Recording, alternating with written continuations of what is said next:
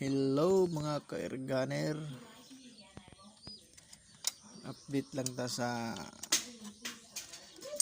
trigger na gagawin ko. Mag-upgrade ako ng trigger. So kung baga sa motor na may lowered, ito pinalowered ko. Mayroon so mayroon na akong ano dito, pisa na kinating ito. So ito yung pattern ko, ito. So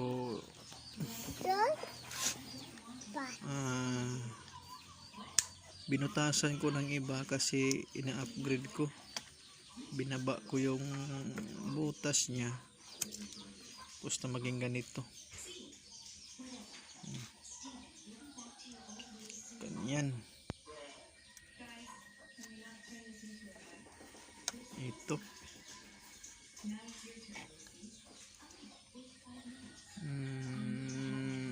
tapos ito na yung sample niya.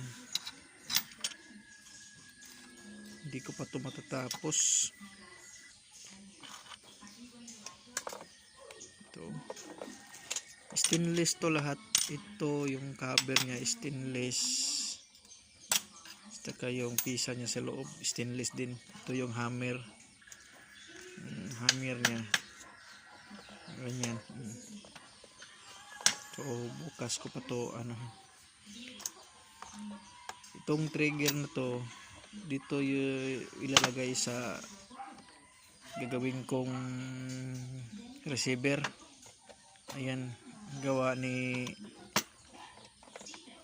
plong. Ito may washer. Siguro mga 1 week tapos na to kung wala akong ibang trabaho.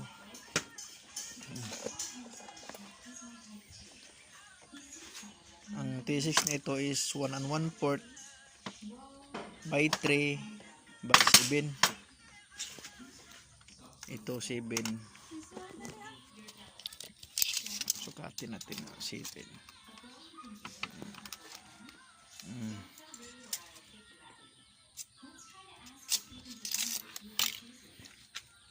Ito may plenum na siya dyan. Ang plenum niya is papunta dito.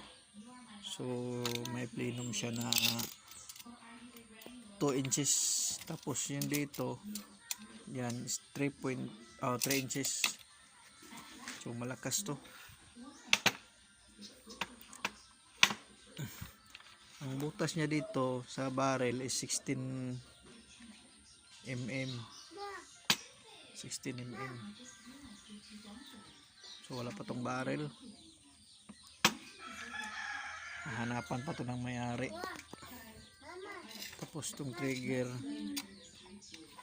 siguro bukas matatapos na to. I-update ko kayo pag natapos na. Matagal-tagal pa kasi ito, is mag-upgrade pa ako. Ayan. Be na soy. Ang bina kay mo wa. Be.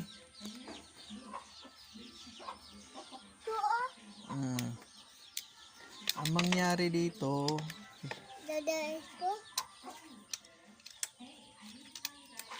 ganito. Malabo. So pagplanuhan ko pa to kung alin ang ito.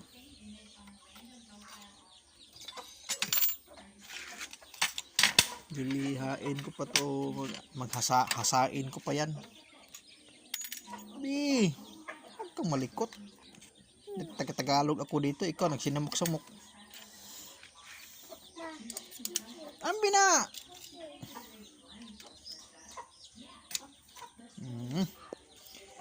Okay, hanggang dito nang muna.